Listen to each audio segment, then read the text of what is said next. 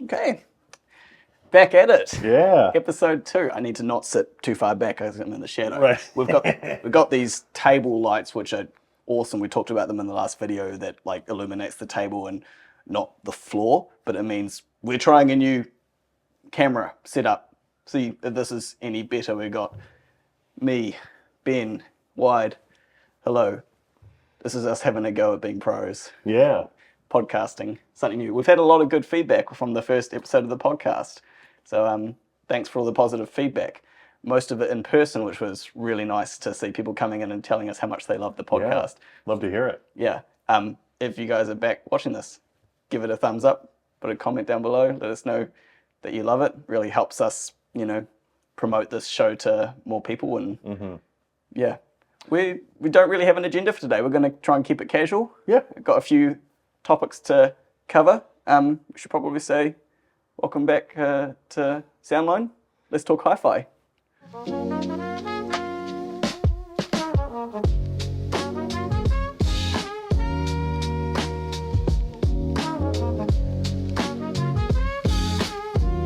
All right, so what's been happening? We've had a few new developments since we last did this. Yeah.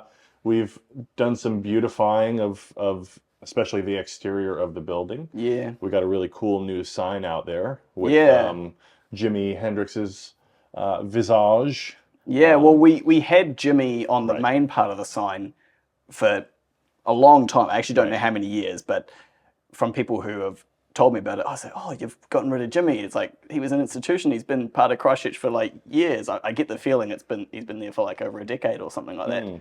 So we had Jimmy. Now it's We Are Experienced album cover. Is that right? Yep. So we had that, and we had the words below it, amp up your vinyls, but vinyls was spelt wrong. I don't know if that was intentional or not. It was said Vinleys. Yeah. And whenever people would come in and say there's a big spelling error on your sign, we'd say, welcome in. You came in, didn't you? Exactly, yeah. I'll say it's actually what attracted me in. Well, when I first moved to Christchurch, I live not far from here, walk around the area quite often. Yeah. I won't dox myself. But the sign, I was like, well, I love Jimi Hendrix. This place seems cool. Yeah. And I wandered in, shook the right hands, and here I am. But we had, not long ago, put up a Rega sign since we're a Rega dealer and wanted to show off some of the turntable and amp options that we have with them. But the backlash Came with it. And we're not having a Jimmy. Bring back Jimmy. So we brought back Jimmy. We brought him back kind of in spirit. He's now on the back side of the sign. We're on a one-way street, so you don't see it when you're driving up the street. But tons of people walk this way. Jimmy's on the back side of the sign now in like nuclear phosphorescent green. Yeah, He's really very, pops. very bright. Yeah. So you see it from like Beeley Ave all the way up there. Yeah, true. But yeah, he's still with us. So couple update to the front sign. Terry's in the process of getting some new landscaping done out there. You see one half of the garden's done, the other is yet to be done. But I think it's already looking a lot better. Yeah. A lot more tidy. Yeah. Yeah. I did just want to give a shout out to the artist that we got to do the Jimi Hendrix sign, Dark Ballad. Did a wonderful job. Great street artist, graffiti artist. So if you haven't seen it, come on by. It's a really nice portrait. Good shout. Good shout. There's been some new brands into the stable since we last did this podcast. One that actually already was with Soundline at the time, but we hadn't. I think we actually may even forgot to talk about it in the last podcast, but we've done a bit more with it now since then. Is Crestron. So we have had if you haven't heard of Crestron, it's a home integration company. It's one of the oldest ones out there. I was telling you about this the other day. They were doing home integration in the late 90s. This is like HAL 9000 sort of stuff. Like, my house has a computer. Like, it was really bizarre. I feel like I've seen a Disney movie about that. Yeah, exactly. But, we have Savant, we have Control 4, we have RTI, and we've now added to the range Crestron Home, which is really good so far. I'm enjoying it. It's actually super easy to program, which means that because we have our main programmer, Jason, who's fantastic, but there's only one of them, and we've got plenty of work to do. So if I can jump on and start programming some Crestron systems, it frees him up time to do really complicated stuff, and you the same as well. Yep. So we've added that to our stable. The reason we've got so many brands of integration is each one does have its strengths. Some of them work with specific brands that we might be trying to use. They all have a very different feeling user interface on the app side and the remote control options.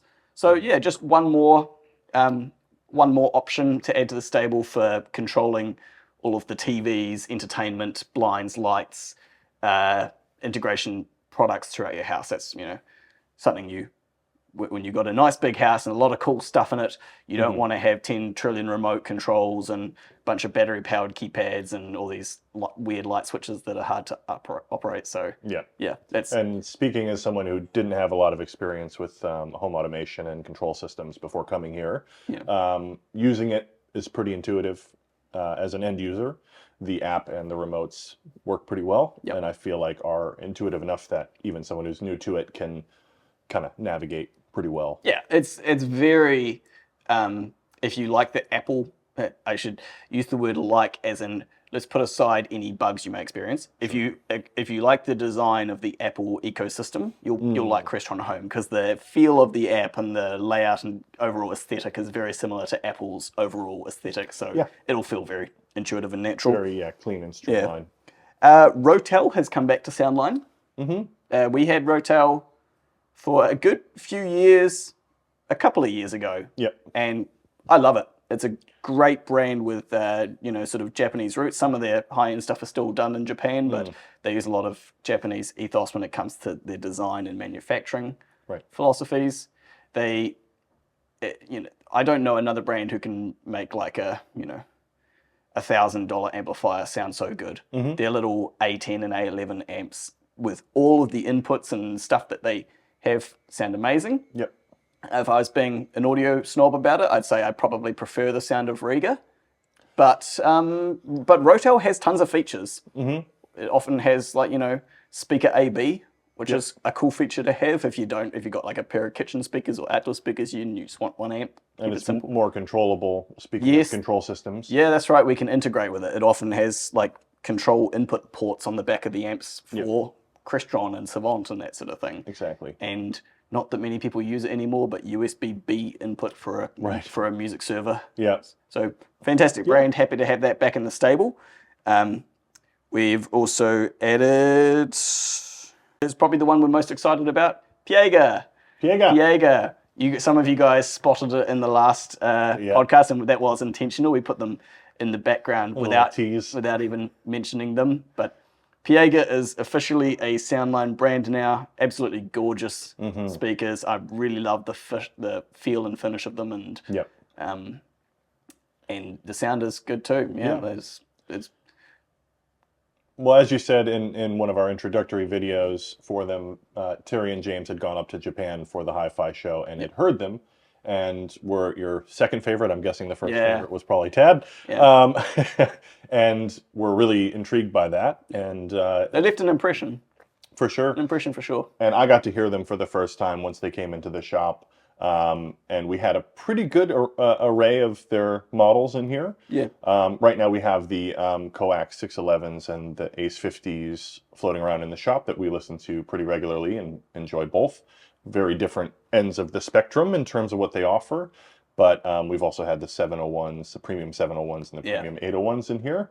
And we've got some Coax 811s, which are the ones that I heard in Japan that made me go, wow. So they're the more beefy, big Coax series floor standing speaker that we've got on the way to us now for us to hear and have a listen to, because I reckon they're going to be the one that impresses everyone. That's the one I'm looking forward to hearing, because I really love the Coax sweetness and detail. But I had so much fun with those 801s when we had them in the shop, just playing some beefier tracks, some stuff that had a little bit more punch. It just is such a fun sounding speaker. I'm thinking the 811 will be a nice best of both worlds almost. I think so too, because at the moment it's feeling like the Coax range, which is technically placed and priced above the premium range, the Coax range is feeling at the moment with the 611s, that they are the solution for if your priority is clarity and quality, but not necessarily volume and power. Because honestly, the the 801s, the premium big floor stander, Yeah. has got way more welly Yes. and presence in the room, but it's not as clear. So Yeah. the premium series, it's almost like, what's your priority? I want it to sound good and I want it to go good and loud and powerful. Premium series. No, I'm not going to play it that loud, but I do want it to be really crisp and clear and accurate. Coax series. Yeah. Hopefully, like you say, the 811 is that, but also I want to go loud as well. Yeah. So fingers crossed that's what that sounds like. I have a feeling it probably is going to be that. Yeah.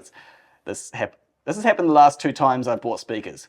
I've liked the sound of one speaker and the bass of another speaker. Usually it comes down to bass. Yeah. And I'm like, how can I get that clarity and that bass? Oh, just get the next speaker up. That happened when I bought my Sonitos. Right. I was going to buy Sonito 3s or Monitor Audio Gold 200s. Only way to get the bass and the clarity was to get the Sonito 5s. That seems to be what happens. Yeah. It's easier to sell yourself up when you got such a good salesman selling it to you. When you got such a good salesman selling it to you. Yeah. I spend my own money a bit too easy. Yeah, I feel you. I feel like the cool thing about the Piegas is that each range does sound distinct.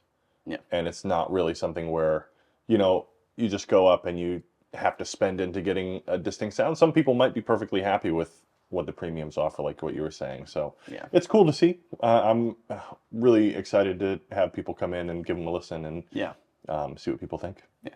Speaking of our own systems. Yep. You got something. Oh, I did. Yes. Yeah. So I have an apartment, so I can't really get, these systems we've been talking about with the beautiful floor standers and as much as I dream of one day having some TADs and some Accuphase. Just knock a wall down. Yeah, knock a wall down. The one that you share with your neighbors. Exactly. But the need for some music, some sort of daily listening was very much there. So I just got a nice Ray Gabriel with some Monitor Audio Bronze 50s and a Node streamer, and I love it. Almost every day after work, and I do have a CD player, quote unquote, but it is a Blu-ray player. We won't talk about that. That may be in the works at some point. But pretty much every day after I get out of work, I'm just like, all right, time to wipe off the work day, start the home day. Yeah. Pop on some music and just kind of let it flow. Yeah. Yeah. It's a great feeling. Good. Yeah. I love it. And I put my TV through there, so even when I'm watching movies, to have a nice, full sounding stereo sound, really, really works. And I love it. Yeah. Awesome. So James, you took a little trip to Australia to do some training. Why don't you tell us about your training with Storm? Thanks for the setup. Yeah, you're welcome. Not rehearsed. Not planned at all. Yeah, so I went to Melbourne 2 weeks ago for 3 days, couple of days of training. I did have a free day, which was nice to experience a new city. The training was for Storm audio processors. If you haven't heard of Storm, they are, in my opinion, on the level with Trinov, but they are definitely a different level of setup and calibration. Probably not really made for an end user to set up and calibrate, made for a professional. But from what I know about Trinov, you have to go through like lots of Trinov training to be able to calibrate them. People who have told me about it have said you basically have to be able to, write code to calibrate Trinovs, but I could be wrong there. But anyway, we have Storm here and I absolutely love it. It's an amazing sounding brand. The minute we put it in our theatre, which has Monitor Audio Synergy speakers in it, which are THX rated, we had upgraded from an Arcam AV41, which isn't a bad processor by any means, up to this Storm. Those speakers woke up and came alive, and it's amazing the difference that makes. So the training was fantastic. I was there with about 7 or 8 or 9 other Australians and one ex-Kiwi who went over there for one reason or another. Yeah. If you're watching, Jono. It was a really good training, good bunch of guys, and Gail from Storm, who flew from France to do it. It's a 24-hour flight. Wow. Which, that's a long flight. Yeah. He was absolutely amazing. lot of really interesting stuff to learn, tips and tricks that you don't really get without just having years or decades of experience, and so you can't really like read your way into that level of understanding. You can't just read a manual and know everything there is to know. You only get that by handed down experience. So I was really appreciative to have. Sure. And then I was able to put what I learned into practice no more than a week later because a customer of ours bought a Storm processor. Hopefully we can put a couple of photos or something up. She has got Synergy 100 speakers, 5 of them, just a simple Dolby digital surround sound system, and 2 JL audio in-wall Fathom 8-inch subs. And that is hands down the best 5.1 or 5.2 system I've ever heard. Absolutely stunning.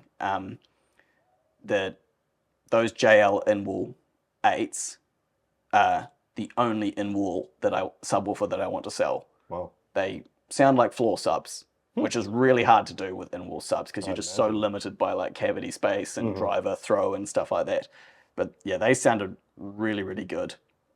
Hopefully she's got some more upgrades coming on the horizon because one thing that seems, it's kind of like with hi-fi, like once you hear a big jump up, you can get that bug and want to improve it a wee bit. Terry recently went to Auckland to get a private viewing of some really high-end new Sony RGB TVs, which I haven't seen yet. I need to do some research on them. Yep. So my understanding, you probably understand this maybe even better than me because of where you used to work. RGB LED TVs have individual red, green, blue LEDs per pixel. Is that right? And not quite. I also have to do a bit more research. Pardon me. I also have to do a bit more research because this is a new technology, so I don't want to get it wrong. Okay. But from what I understand, it's not similar to the OLED where it's individual pixel level. But it's basically every TV up to this point has had to pick 2 colors and assimilate the third. Where now they're able to pick all 3 colors. They're able to use all 3 colors in order to accurately represent the color. So OLEDs don't have, so what is it typically? They don't have a green or they don't have a blue LED? It's usually blue. Blue is the one that the human eye is least able to detect. Unless you're me and you're colorblind. Yeah, right. But usually the color that drops off is blue. Okay. So how do you simulate blue with a red and a green LED? Oftentimes it comes down to the light or the back panel. But OLEDs aren't backlit. Right. Well, with OLEDs, it's a different story. I think it's mostly about combining down to a blue. Right. That's so. Yeah. Some smart cookies. Yeah. Some smart cookies. But at this point, they're able to more accurately represent all colors across the spectrum because they have all 3.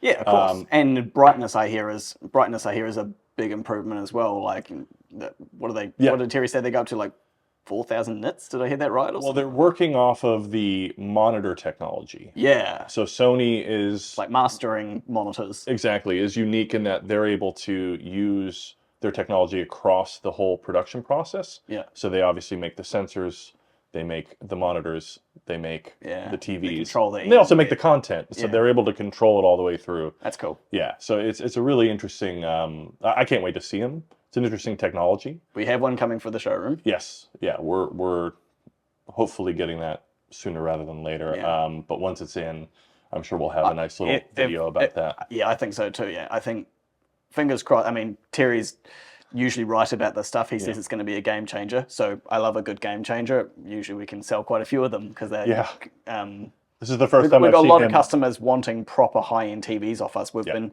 so limited by just the brands that have been available, and Panasonic has been great until they recently pulled out of the New Zealand market for TVs. So we switched over to Sony, which has.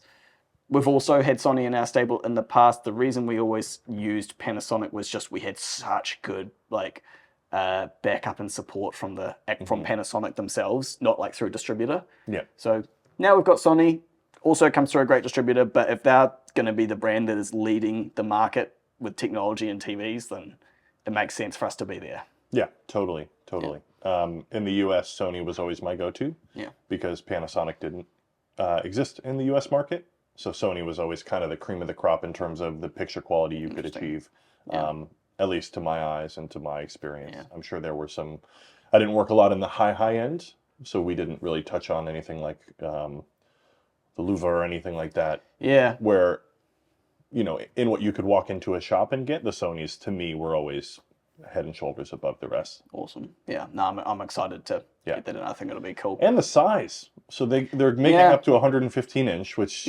will be pretty wild to see in person if we ever do get to see it here, which there's talk of maybe having one in Christchurch to view at some point. I don't know whether that's realistic or not, but the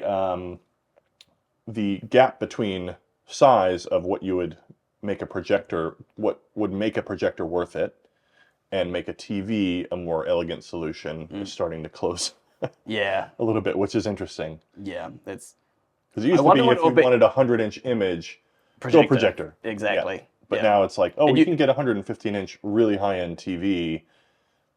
Now, if you can get it through the door, that might be a way more elegant solution. Yeah. I think it was like, you know, maybe only 2 or 3 years ago, 75-inch was like kind of the maximum reasonably priced TV.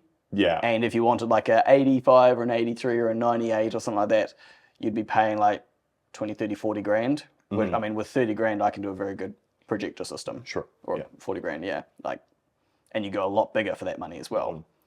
But yeah, that'll be interesting. That's on the horizon. So yeah, Synergy Theatre customer who I was just speaking about, wait till you see that TV. I think I think you will be very impressed. Yeah. And then speaking of Storm, we're also getting an upgrade for our theatre here in the showroom. Right. Yep, so we've had the Core 16 for the past 2 years, which we've absolutely loved using. That we are upgrading to the Core 16 Plus, which is really the same hardware, but with extra features turned on. When you buy a Core 16, you can choose to buy licenses for things like Storm XT, which is a special Storm upsampling technology that will take any signal and make it work for the number of channels of speakers you have. So if you're receiving a Dolby 5.1 signal from a set-top box and you have an 11-channel theatre, it'll make it work. It'll make it sound great for an 11-channel theatre. Okay. Bass routing for subwoofers, so proper directional bass zone setup for multiple subwoofer setups. So you can have a front zone, left zone, right zone, rear zone, however many zones you want. Well, actually up to 6 zones, but that's a lot of zones of subwoofers. Yeah. So that'll be good. I'm excited to do some more multi subwoofer setups because most of our systems are just a couple at the front. Right. Extra channel count, may or may not find a use for this, but you can use the digital SPDIF output on the back of it as an extra 2 channels, turning it into an 18-channel processor. You just run it through a DAC, and then you can run 2 more channels off of it. And yeah, so that's what we're getting soon. But I'll take all those features, I'll take what I learned at the training from Gail, and hopefully make our cinema sound even better than it already did. Sounds pretty good. It sounds pretty good already, yeah. No, that's exciting. There's a lot happening with cinema at the moment. I've got like 2 or 3 cinema projects that I'm doing. Yeah. We've, got people looking proper Storm processors, Synergy speakers going out the door. It's exciting times. That seems like the kind of hot button thing right now. It feels like it's come back into pop. Like cinema always sort of goes up and down, I feel. Like a few years ago, we were getting requests all over the show for dedicated theatres, and then I guess maybe architects or customer, homeowners stopped wanting dark, dedicated blackout rooms in their houses. Sure. But now it seems to have come back for whatever reason. And just, culture, I guess. Yeah, could be. I know the quality of movies, at least based on popularity and zeitgeist, has gotten better since the Marvel schlock has kind of fallen off and original movies have started coming back. Man, I watched a Marvel movie on the plane on the way over, and I'm a huge Marvel fan, but me too. But I still watch everything that they put out, even though it's kind of. There's a couple I've skipped. I just have. No, there are a couple I've skipped, to be honest. But I watched on the plane Deadpool and Wolverine. That's one I haven't seen. Which was like, okay, I won't spoil anything, but it was. I've seen all the memes. It's all been spoiled. A lot of fan service. I mean, I think the movie was meant to be a fan service movie, but I don't know. I liked the first half of it, and then I just sort of slowly lost interest. That's what I've heard from a lot of people. Is that using your graph of how good a movie is. Yeah. Yeah. Well, But- I'll see it at some point, but that once I heard that was a consensus, my excitement kind of fell off. Where I'm like, okay, I've already had it spoiled for me what all the cool kind of Easter eggy stuff is, and do I really have desire to watch a movie if it's not really going to function as a movie as much? But you know, I'll get around to it at some point. I think Marvel is slowly trending towards that kind of like easy watching kind of content. Just chuck it on in the background, comfort stuff. It's not like the anymore. Yeah. You know? Like you're not in. I feel like maybe we'll some see. younger This people year are like not invested in the story anywhere near as much as I used to be prior to Endgame. Right. Well, I mean, we're getting a new Spider-Man and Doomsday pretty soon, so we'll see if that rights the ship.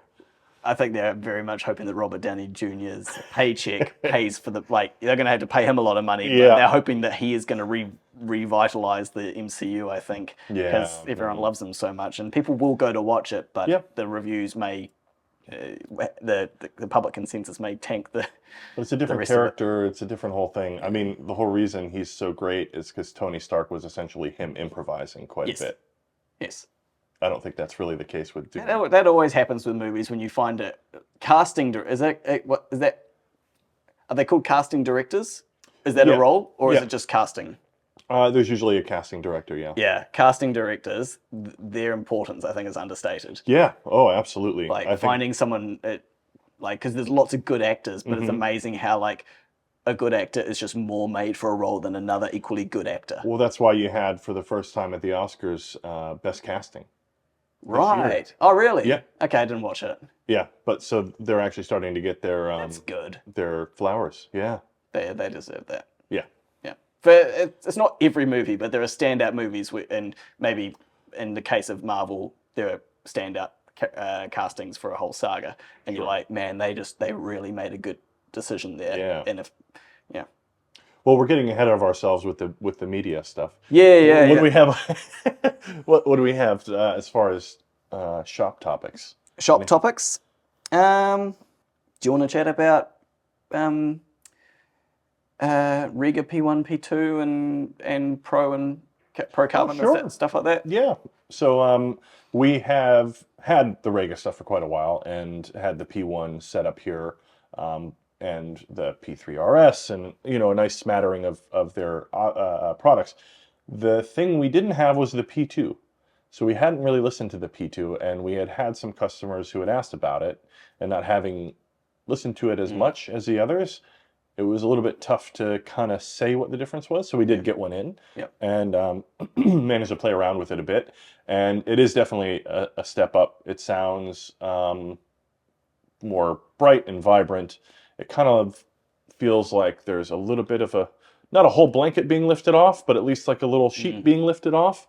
But the thing that made the biggest difference was actually going from the standard stylus to the Pro stylus. Yeah, I'd agree with that. Like, I don't know how good this is for sales, but I reckon a P1 with a Pro stylus sounds better than a P2 with a conical standard stylus. Yep. Honestly. So I thought so too. So I think if you're going for like a P2 that comes with a carbon stylus, you kind of have to get the Pro stylus, because otherwise you could have saved money and gotten a P1 with the Pro you're stylus. not appreciating the difference of the improved platter. And I think you're mad to buy a P1 without one anyway, but if you want to save that extra $100, I get it, because you're at the more entry level price point. Sure. There. But if you're and buying it's an easy P2, swap up later, so some people might be fine with, I don't know whether I'm going to be because we get a lot of, so besides home theater, I think the biggest thing is turntables that we've been hearing about. Yep.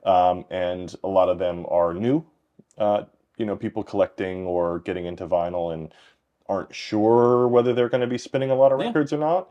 And if you're not sure and you want to just like start off with the standard carbon stylus and and then you really get into it and you're like, how can I make this sound better? The Pro is the best $100 upgrade that I've heard for those. And yeah, I think it was cool to see and hear the difference between them just nakedly with the regular carbon stylus between the P1 and the P2.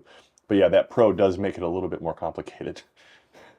Where it's like, yeah, P1 with the Pro, It really shows really the difference nice- that the shape of the stylus tip makes, Yep. going from conical to elliptical. We won't talk too much about that. No. No, we need to look into that, though. Yeah, we do need to look into that. I had a customer recently, I think you'll know who I'm talking about. They came in, all three of them. So it was a group of customers, but one guy who was looking to buy a turntable because his dad had previously upgraded his turntable and bought a Technics SL1200 off me. Oh, Fantastic turntable. And he passed his one onto his son. Yep. And now the reason that son was looking to upgrade was because his brother wanted that turntable that he got passed down to him. So it's like succession. It's all started with this. Thank you, one customer who has inspired the next gen to get into vinyl and improve their sound systems, because it's going through the generations. And so now I just need to get that third guy onto a Technics, and we'll have a family of Technics owners. It'll be the Soundline family meets their family. Yeah. Fantastic. Yeah. Yeah, and I do know who you're talking about, yeah. And we had a couple of people actually asking about the Rig and Naya as well, which is quite exciting. Yeah. Yep. I actually had quite a few P8 customers because that's kind of where you get into their streamlined. I love the P8. Man. Yeah. And with the Afita. Yep. Yeah. Although with the new ND9, I think people that want to get into a moving magnet without having to... Have you listened to the ND9? Yeah. I haven't yet. Yeah, we had Have you done like a comparison to anything? It wasn't a comparison because it was just a setup, but I got to listen to a P8 with an ND9. Okay. Very driven kind of... Because usually Rega I characterize more as airy and open. And delicate. And delicate, yeah. This wasn't as delicate. This felt like it had a bit more oomph to it. Really? And I wasn't sure whether that was just because it was brand new out of the box, but it was an interesting combo. I thought it was a really successful combo. I only got to listen to it for a few records, but yeah, I liked it. I thought it was a good combo. Because I think the ND7 is maybe a little under where the P8 is. Right. In terms of a match, where the ND9 if I was going for a P8 turntable, like a $4,500, $5,000 turntable, whatever it is, I'd probably be in the market for a moving coil. You'd think. You know, which is, they tend to start at about $1,000. Yeah. Actually, yeah, there's a new moving coil, new high output moving coil from Dynavector. That's right. I've just remembered. Yes. The Asker. Yes. Which we haven't heard yet. We haven't got it yet. And but it's on $1,000? It's under $1,000. Yeah. It's $800. Yep.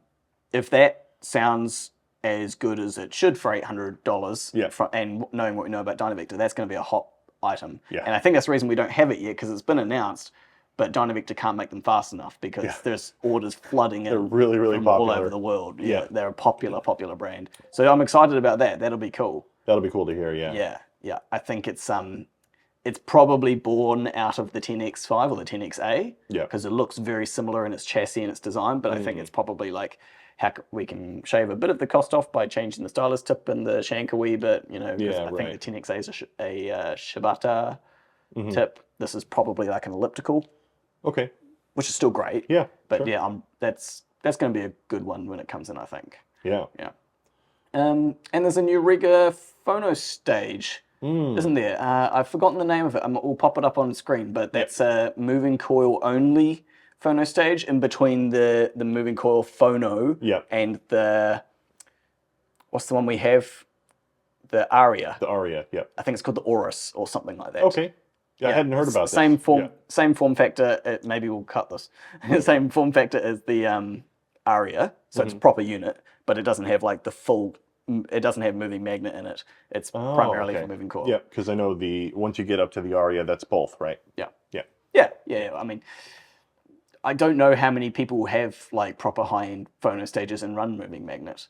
We had this big discussion with those customers a few weeks ago about the moving magnet versus moving coil. Yeah. And at the point where they cross over at that sort of $1,000 price point, I mean, as soon as I listened to, I haven't done too many comparisons with like high-end moving magnets, but I've listened to like the high output moving coils from Dynavector compared to like the Nagaoka MP300, which is a pretty expensive moving magnet cartridge. And the difference is, and they're both Japanese, they're both great brands, and the difference I think is massive. And I just think moving coil, the reason all the high-end cartridges are moving coil is because that technology does just sound better. Yeah. Evidently it's more expensive to make. That's why they are more expensive. Yeah. Well, and then also your preamp has to be more premium. Your preamp has to be more premium. Yes, absolutely, because the gain is higher, so the noise rejection has to be better. Yep. Yeah. And it has to do more to shape the sound to Yeah. be a full sound, because a lot of times people assume, oh, a preamp is just boosting sound. It's not just boosting sound. If it was boosting sound, it would just sound like a louder version of what you hear through the needle when you just put a record down. Yeah. It's really sharp and tinny, but it's boosting as well as shaping.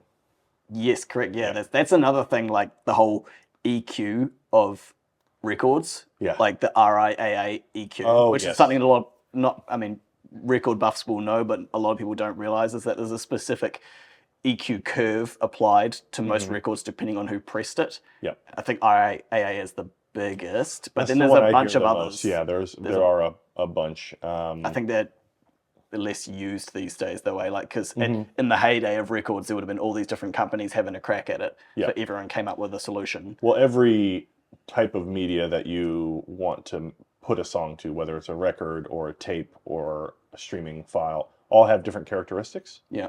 And so when you output it to those, usually you have an EQ in between to shape it to that particular, like a record is always going to have a bit of a bump in the low everything mids. will have the natural content will have its own color. Yeah. Which you may or may not want to correct for your house sound. Right. Yeah. And whichever media ends up on. Yeah. I sold a C57 recently. Accuphase phono stage. How many turntables is he hooking up? Just the one? Oh no, he's got 5 turntables. No, he's got one. Well, because the benefit of that one is that you can hook up multiple. Yes, which is why it's a fantastic showroom phono stage, because it sounds great and we can compare turntables very easily. No, but he's got a Technics SL1200 GME, the Master Edition one. That's right.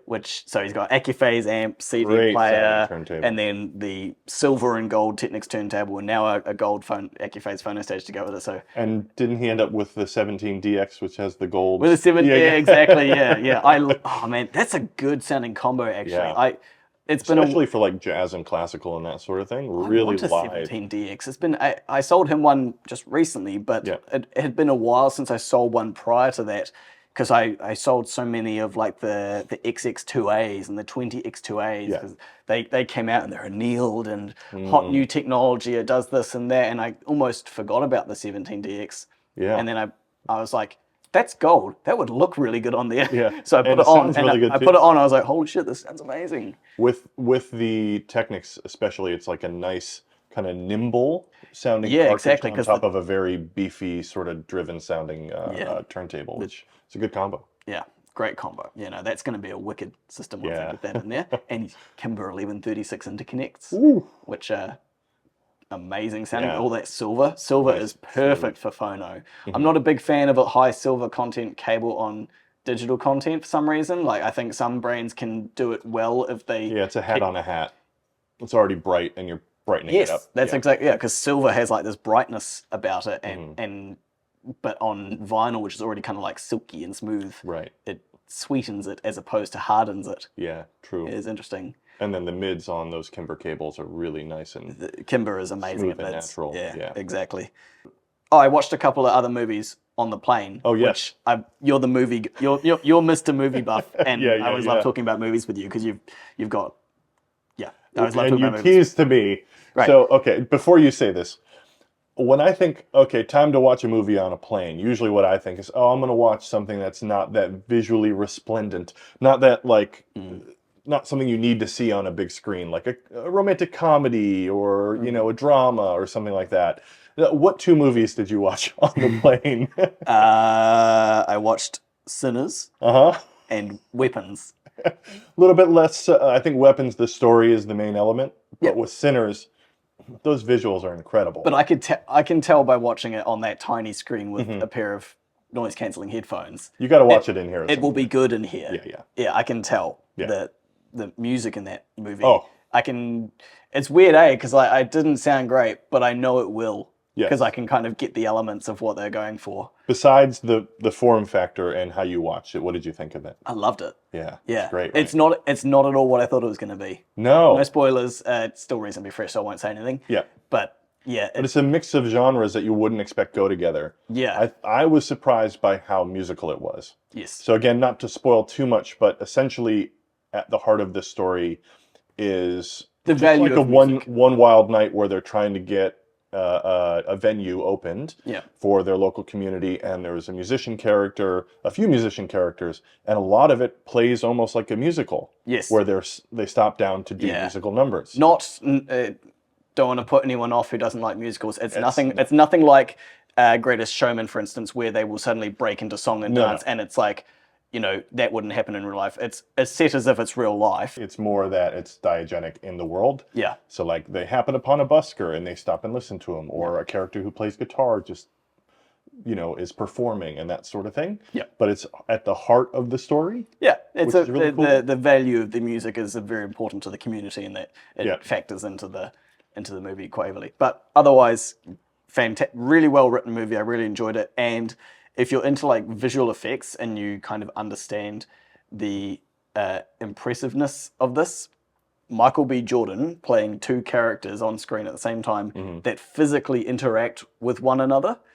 It's not just as simple as having him act here and then putting a line between them. It's really, really well done. Well, a lot of times when you have movies where a character or an actor plays twins, you can usually tell when it's a face or a body double or something. Yeah. And here, it looks like they didn't do that so much, and there's a lot of really interesting behind-the-scenes footage of it. Yeah. But the thing I commend it for most is that I didn't think about the fact that it was him twice. They felt like two distinct characters. Yes. And while I was watching it, I wasn't thinking about the technical marvels going on. It took me it took me a while to remember which one was Smoke and which one was Stack. Well, they're color-coded and have very different personalities. They have very different personalities, Yeah. but it was just taking me a minute to remember what one was called what. I could tell when they had switched characters because he was playing a different person. Yeah. But no, it was good.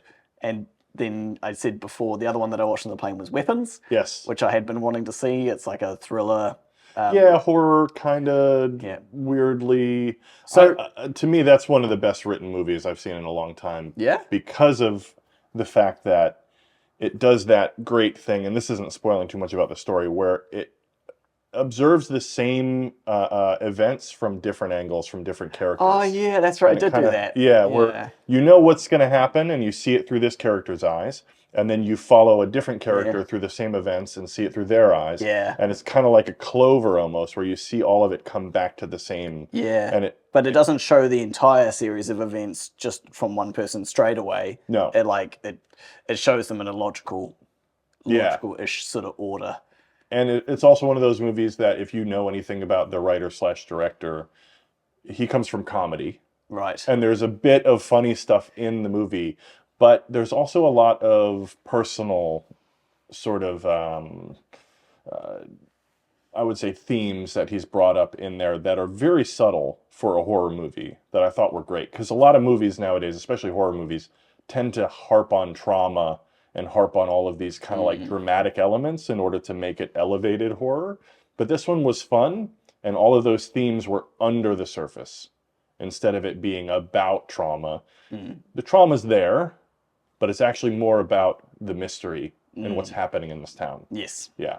I loved Weapons. I've seen it a few times. I thought it was good. So I thought, I think I may be making a fool of myself here, but for some reason I saw it in marketing or something, and also because the movie does start with a bit of exposition or narration. I thought this was like an unsolved weird thing that did actually happen in America. And this guy just took it upon himself to like figure out, like the person who wrote the movie was just like, I'm going to tell the real story. Well, there's tons of movies like that. Yeah, where they take a real life story, or a folk legend from a little town in Louisiana or whatever it is. Yeah. And then they make a movie about it, spruce it up and dramatize it a wee bit, come up with like a monster or whatever. Yeah. And then turn it into like a what if kind of a movie. I wouldn't be surprised if some of the small town elements and like character elements were from maybe a headline or something like that that the writer had read, but no, it's very much just an invention of, because I when it came out was like consuming all of the interviews associated with it because I've been a big fan of the writer as a comedian, Right. as a sketch comedy writer. And when I knew he was directing movies, I'm like, oh, wait a second. And I don't know if anybody's seen the first one that he made, Barbarian. It's another horror movie with kind of some fun twists. But I was like, wait a second. There's a lot of people going from comedy to horror. And I thought, he's got a really interesting voice. And so I looked up a lot of his interviews, and apparently he kind of just wrote it in a flop sweat, like, just kind of like straight through, and then came back and edited it and added the structure to it. Interesting. Yeah. So really, I mean, two great movies. Yeah. That I was flabbergasted you said watch them on a plane because they're both like so beautiful. I don't go to the movies really a lot here, and but there's a theater right over there. Yeah, but I don't just have access to everything. We don't have Kaleidoscape. We need Kaleidoscape. Give us Kaleidoscape. Yeah. Or you can buy the Blu-ray. Yeah, I can buy the Blu-ray. Or we can rent it on Apple TV. I haven't got a lot of time solutions, to James. watch new movies, I know, so sometimes planes are like the occasional flight are a good opportunity where I'm doing nothing to watch a movie that I haven't seen yet, like a new release. But now that you know you like them, I would definitely want to watch Sinners in there. Yeah, for sure. Yeah, someone should buy Weapons. I think you get the key of it. I will say on a rewatch, the story is actually better. Okay. I felt like the first time I watched it, I went, okay, what happened? But you watch it again and you pick up all the little crossovers that happen. It does seem pretty well, like, thought out. Yeah. Yeah. And having seen Sinners a few times, I've seen it twice as well. That one I felt like the heart of it showed a lot more. So definitely two movies that I think are going to last a long time, that people will be talking about for a long time. Yep. That just so happened to be in the same year, which is cool. Yeah. There's one other movie I want to see in there, which we're trying to find on 4K Blu-ray, which is called 13 Hours. It's a 2016 John Krasinski kind of action war movie.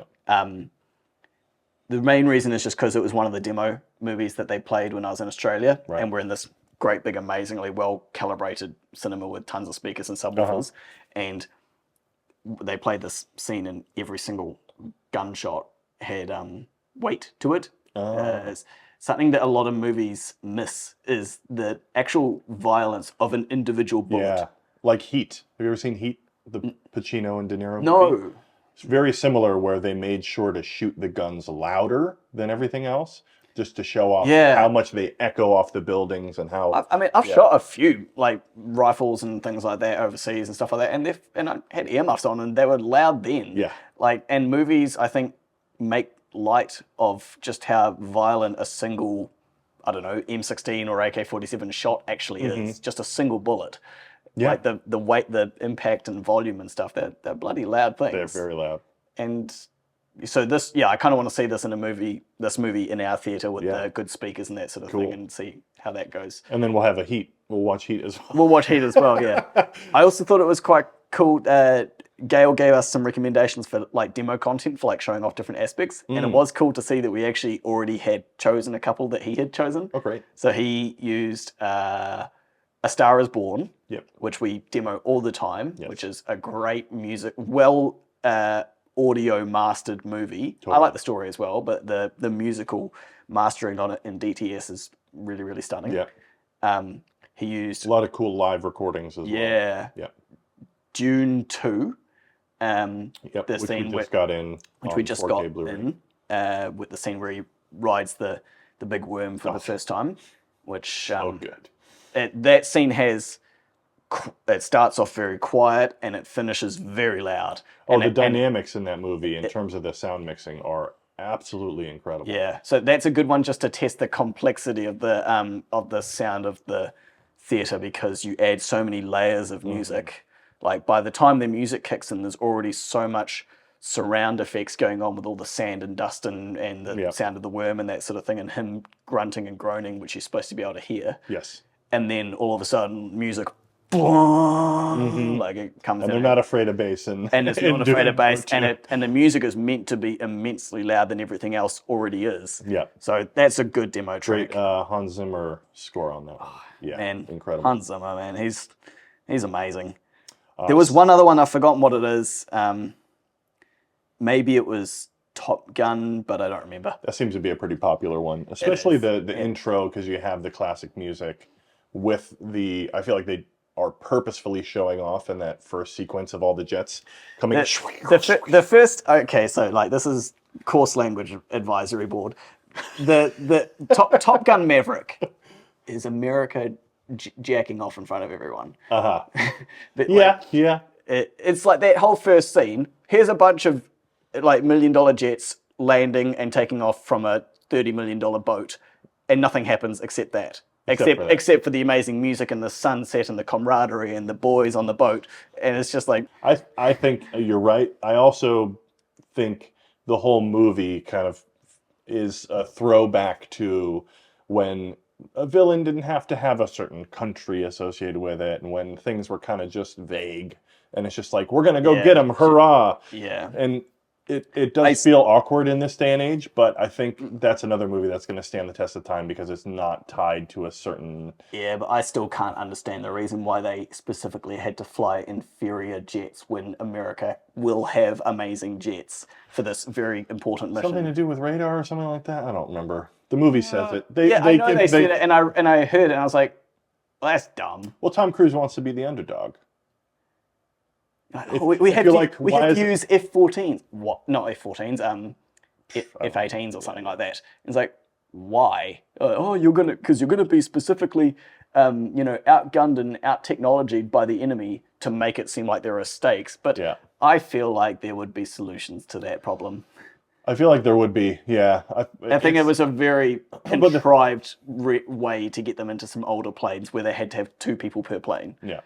Well, when I sit down to watch Top Gun Maverick, I'm not picking it apart. Same with the Mission Impossible movies. I'm not picking apart the plots because they will fall apart pretty quickly. I can do both, right? Like I can have 2 opinions about a movie. One of them is the critical opinion of the realism of the movie. Yeah.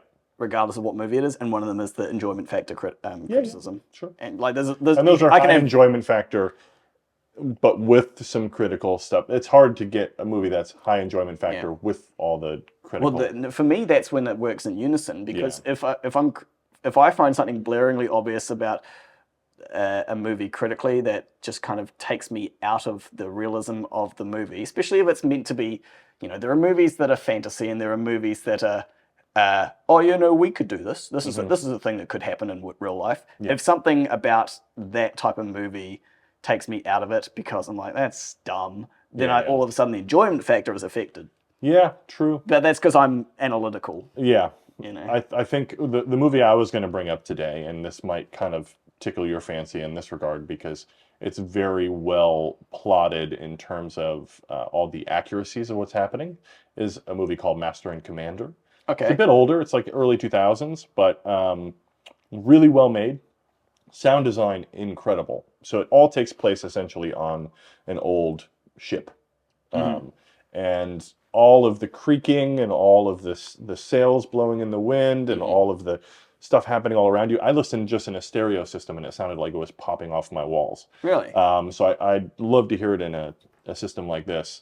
But also very high. I think entertainment might be overselling it because it is literally just like guys hanging out on a boat trying to chase down another ship. But you get the vibe and you feel like you're part of this ship, and it's so enveloping, and it's so accurate. I think I think to some people, definitely to me, the immersiveness is of huge importance. To me, that's really important. If things take me out of the movie, make me realize I'm watching a movie and not a really well shot documentary. Well, that's why I bring this up, is because I think then I like that. That's definitely check it out. It's not like, it's kind of a comfort movie. Yeah. There's such a difference between, like, I'm trying to think, okay, like Interstellar, sure, or The Martian and Star Wars. Both space, both space, right? And both like action and a bit of comedy and stuff like that. One of them yada yada's the science and doesn't even try to explain it. Okay, I'm a bit of it leaves it up to like a space religion almost. Yeah, exactly. Like a kyber crystal magical rock with infinite power and how do ships float. It's got an anti-gravity drive. Cool, problem solved. Yeah. Whereas the other ones, which are more like meant to be grounded in reality, if something about that grounded in realityness falls over, that's when I'm like, ugh. But if something, They've set a different bar over they've set here. a different bar, Yeah, exactly. yeah. The Star Wars or whatever, it's like they can just get away with saying because they can. Yeah. Because we've set the standard of it just can. And they've built We're not such gonna an try and explain it. imaginative world that you just believe that if it needed to be explained, there would be some sort of story about how it's explained. Yes. Where in here it's like, well, no, we took the painstaking process in an Interstellar of mapping a black hole. If any little bit of that black hole is wrong, then all of a sudden it falls apart. I just thought about something so stupid about Star Wars though. Share with the class, James. Ships banking. Oh, like drifting. Yeah. That would make sense if you were trying to simulate gravity on the ship, right? Because when you bank so that you go into the ship. Right. But it's already like known that Star Wars ships have their own like local gravity fields so that you can stand upright in a sphere. Yeah. So the idea of the Millennium Falcon banking to turn. Oh, right. Well, it looks cool. James. Yeah, it does. Yeah, it looks cool. And because otherwise it would just be like Star Destroyers are space boats. Yeah, with a down and an up, and that's it. Yeah, we don't think about it too hard. No, exactly. You don't think about those movies, but then, like you were just talking about Master and Commander, and the one that got me onto this, which was Top Gun. Top Gun. Yeah. Then I do think about it. Yeah, yeah. It's natural. What's that one that's coming out soon? That you grilled me on not knowing the story of? Oh, The Odyssey. The Odyssey. I didn't grill you not knowing the story. I grilled you not having heard of it. Yeah. There's two very different things. You never heard of The Odyssey, and Terry didn't hear of The Odyssey. Like, I was like, you guys, this is the oldest story known to man almost. It's basically like the Greek I think you'll poem. find Maui lassoing the sun is the oldest story. Because that was... It could be. I'd say it's of equal relevance to, not maybe equal relevance, but, you know, people who know of great stories know of The Odyssey. But it's not out yet. I think it's coming out in July. Okay. And, yeah, it's Christopher Nolan. Oh. Yeah. So I'll watch that. Yeah, I know. Yeah. That's why I brought it up to you, because I know you like Christopher Nolan. I said, oh, did you see the trailer for The Odyssey? And you said, no. What's The Odyssey?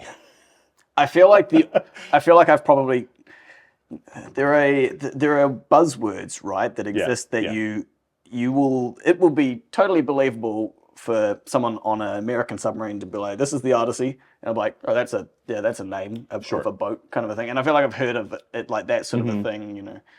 Actually, I want to see The Hunt for Red October. Oh, it's great. I haven't seen it. Oh, it's so good. There's a lot of those kind of like Hunt for Red October is probably one of the better submarine movies, in my opinion, because besides, this will be a thing where it might fall apart for you. Sean Connery is Russian, but he's not really doing anything to affect the Russianness. Sean Connery. Oh, Sean. Yeah. Yeah, famously Scottish. Yes. Yeah, but definitely check out. See, I've seen very little Sean Connery James Bond. I was a Pierce Brosnan growing up, and obviously Daniel Craig. I've only seen Sean Connery that I can really think of in Indiana Jones. Yeah, classic. Yeah. I mean, you've seen Sean Connery in one movie. You've seen him in a lot of movies. Like, he's a great actor. He's from the golden age of I'm the actor, leave me alone. He's a star. Okay. Exactly. Where you move the movie around him as opposed to him moving around the movie. Okay. Fun fact, he was supposed to be the original Gandalf before Ian McKellen. Really? Yep. And he turned it down. Well, that was a mistake on his part, but I think fortunate for the fortunate for the franchise, because I think Sir Ian McKellen's amazing. Obviously, great. Yeah. We should probably stop just riffing about movies that we like and actually wrap this thing up. Otherwise, people... That's the danger of ending with the media. Yeah, that's right. Yeah, I think we've talked about everything we possibly could for now, but we will be back one day. As we have said, you guys seem to enjoy these, so if you do, please do give us a thumbs up or leave us a comment and say stop talking about movies or keep talking about movies or whatever you want. Let us know what you like about it. Please let us know what you like. It's how we know what to do in it, and it tells YouTube that this is popular and it should show it to more people, so please do that. Thanks so much for watching or listening in today, guys. We'll catch you in the next one. Ka kite anō. All right. Great. Grilling you about not knowing the story of the Odyssey.